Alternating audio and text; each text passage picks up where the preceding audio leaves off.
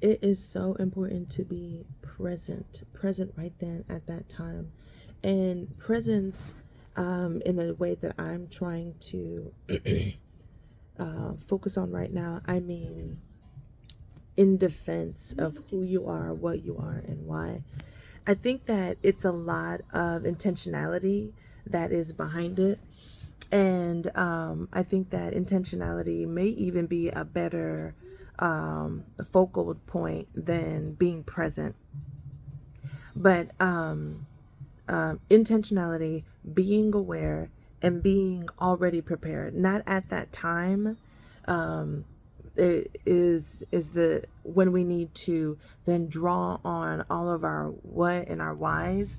It is at that time that we are approached by anyone, or even when it's ourself, when we are at a crossroads and we don't realize that the next step, the next move that we're about to take could take us away from our particular goal, could take us away from our desired destination.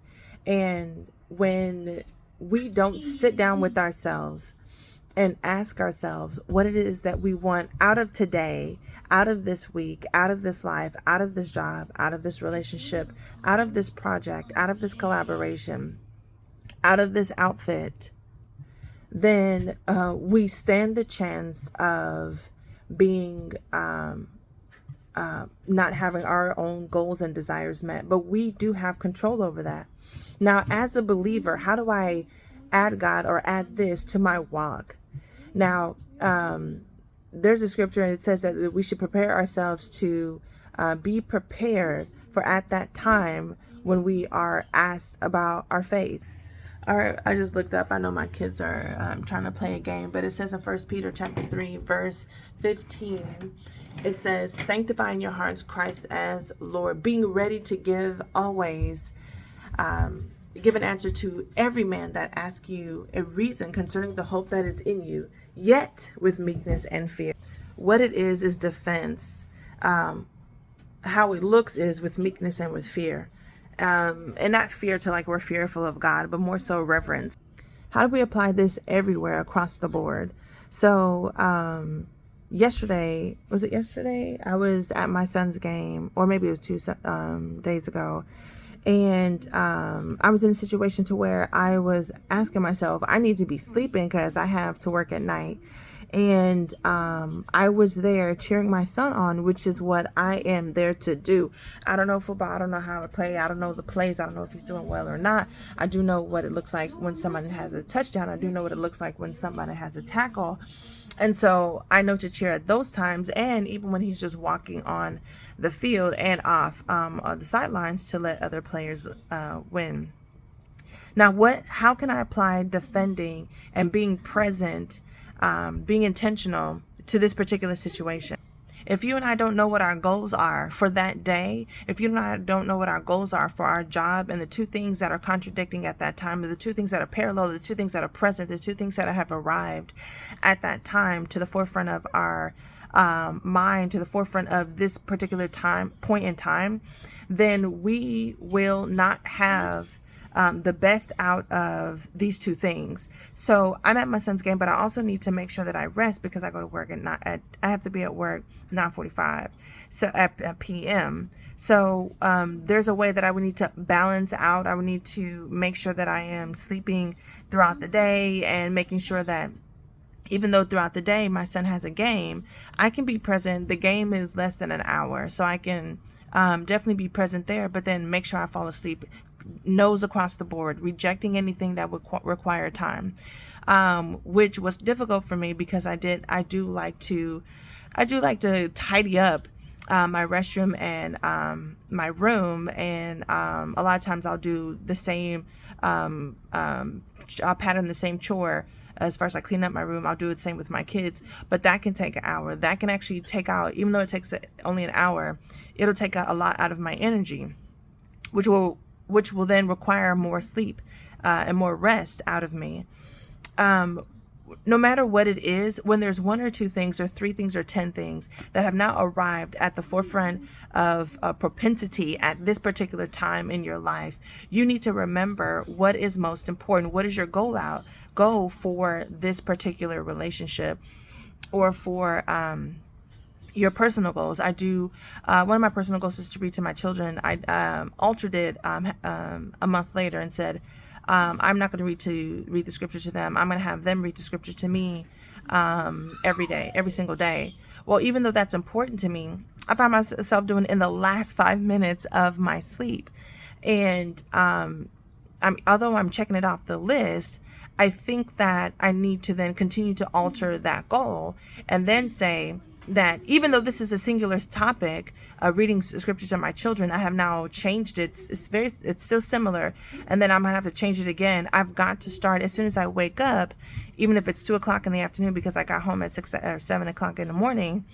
Then I need to start having them read the scripture to me before they even say hello, so that as soon as they're greeting me, I know that that can be checked off the list, so that I'm not forcing it in the last few minutes of the day, but rather starting my day off with it and allowing things to be expanded on, allowing things to be asked and clarified and applied to their sense of self, to their knowledge, and to their awareness, and to their walk as young believers, as I disciple them and they allow themselves to be discipled. So for yourself, sit down with yourself. Being present is the antithesis of a busy dad, a busy mom, a busy person. It's against those people that always have something to do, always have something that they're putting on their plate, always saying yes and I can do that, I can be there. It's not going to work that way. You're going to need to sit down in the scripture and remind yourself, just like 1 Peter chapter 3 verse 15 says, that we need to remind ourselves of the hope for which we are say that we believe in. Well, also for the job that you have, that it doesn't really make sense that you're even working here, but they're the only one that hires you. Or you got this hairstyle and it was really good. You've been wanting to get your hair cut this way or colored this way for a long period of time. Well, at this particular time, even if it doesn't look like it's working out, understand that there's a lesson in it. And how are you able to be present and intentional at this time with this particular situation, with your hair color or dye, or in this new particular job? Understand, or come sit down with yourself. And sometimes it literally just takes a few seconds. Sometimes it might just take a few seconds every single day until you are committed to your goal. You really, really do want to be able to take vacation days, or you want your hair to grow past your back. Well, it's going to take you not dyeing your hair, or you cutting and trimming your hair often, or whichever, these things that you don't necessarily desire to do, but they contribute to your overall goal.